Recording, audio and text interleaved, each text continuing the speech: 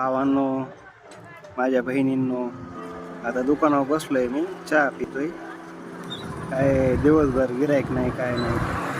म्हणजे होतं गिराईक सकाळपासून आत्तापर्यंत. एवढ्यातच बसलोय मी दुकानावर. म्हणलं चहा प्यावा. ऊन पण खूप वाढलंय. तुम्ही कसे चहा पिलात का? कशा आहात तुम्ही? हे काय दुकान आहे माझं. हे असं दुकान आहे. रोडलाच दुकान लावतो मी. बरेच दिवस झाले, म्हणजे 5-6 वर्ष झालं रोडवर दुकान लावतोय मी.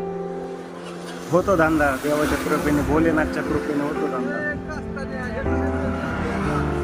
हे काय ह्यो पण मित्र आहे.